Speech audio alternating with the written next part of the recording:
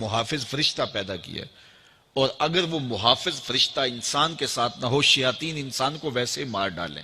انسان کو قتل کر ڈالیں اگر اللہ نے حفاظت کے لیے فرشتہ معمور نہ کیا ہو۔ یہ انسان کے دشمن ہیں، اور انسان کو شیاطین راہ مستقیم سے ہٹانے کے لیے دن رات کوش ہیں۔ پھر یہ اتنا مکار دشمن ہے، ہر ایک کو ایک لاٹھی سے نہیں ہانکتا، اسے پتہ ہے کہ کس کو کیسے بھٹکانا ہے۔ ایک شب زندہ دار جس کو سحری کے وقت اٹھ کے آنسو بہانے کا لطف ملتا ہے، اب شیطان اس کو کہے کہ سحری کے وقت اٹھا نہ کر، تو وہ شب زندہ دار جب اس کے آنسو مسلح میں جذب ہوتے ہیں اور وہ اترتے ہوئے آنکھوں سے آنسو اتنی لذت اسے دیتے ہیں کہ دنیا ما فیہا کی لذتیں ایک طرف اور یاد خدا میں رونا ایک طرف۔ اب شیطان کسی کو کہے کہ سحری کے وقت اٹھا نہ کر، تو کوئی شیطان کی یہ بات تھوڑی مانے گا، تو شیطان اسے یہ کہتا بھی نہیں ہے، اسے کہتا ہے نہیں اٹھا کر، لیکن صبح بتا دیا کر کے میں تہجد گزار ہوں، اسے ریا میں مبتلا کرے گا۔ ایک شخص جس کی طبع میں فیاضی گندی ہوئی ہے، اب شیطان اس کو کہے کہ تو سخاوت نہ کیا کر، بخل کا درس دے، تو طبعاً جو سخی شخص ہے جس کی فطرت کے اندر فیاضی ہے، تو وہ شیطان کی اس بات کو تو نہیں مانے گا۔ شیطان اسے یہ کہتا بھی نہیں کہ تو بخل کر، اسے فضول خرچی کی طرف لگا دے گا، اسے ان کاموں میں خرچ کرنے کی ترغیب دے گا جس کا اس کو اور معاشرے کو کوئی فائدہ نہیں ہوگا۔ اس لیے شیطان رخ بدلتا ہے۔ ایک شاعر جس کی طبع کے اندر لطافت ہے، نرمی ہے، محبت ہے، اب شیطان اس کو کہے کہ فلاں کو قتل کر دے، تو شاعر تو شاخ سے پھول بھی نہیں توڑ سکتا، تو پھر وہ کسی کا سر کاٹ دے، یہ کیسے ممکن ہو سکتا ہے؟ شیطان ایک شاعر کو یہ کہتا بھی نہیں، اسے وہ شراب اور شباب کے پیچھے لگا دیتا ہے۔ اب اتنا سخت دشمن، اتنا مکار دشمن، حضرت سیدنا غوث اعظم رضی اللہ تعالیٰ عنہ فرماتے ہیں میرے اوپر صحاب نور چھا گیا اور آواز آئی، عبد القادر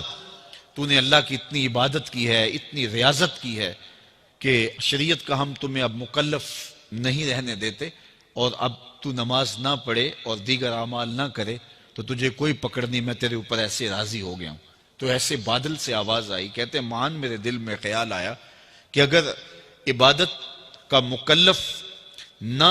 ہونا ہوتا تو امام الانبیاء صلی اللہ علیہ وسلم سے بڑھ کر کون اللہ کا مقرب تھا۔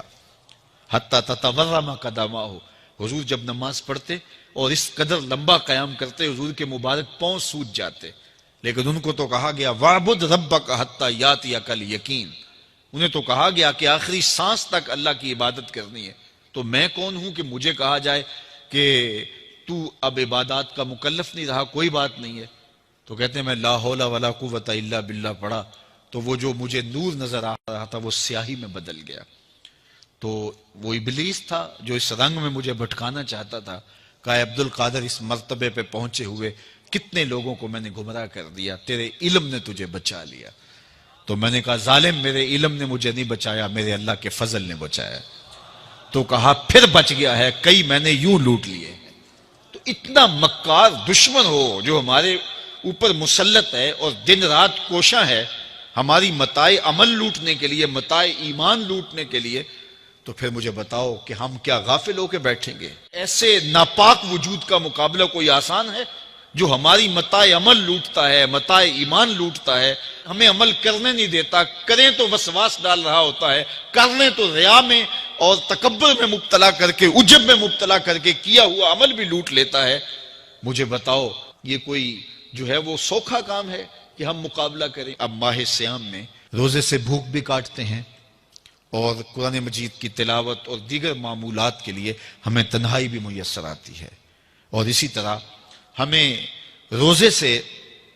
جو ہے وہ اپنی زبان کو کنٹرول کرنے کا درس بھی ملتا ہے۔ تو روزہ تمہاری زبان کا محافظ بن جاتا ہے، پھر روزہ تمہاری شہوات کے کنٹرول کا ذریعہ بن جاتا ہے، اور روزہ تنہائی کی وجہ سے اختلاط سے جو خرابیاں پیدا ہوتی ہیں ان سے تمہیں بچا لیتا ہے۔ تو گویا ماہ صیام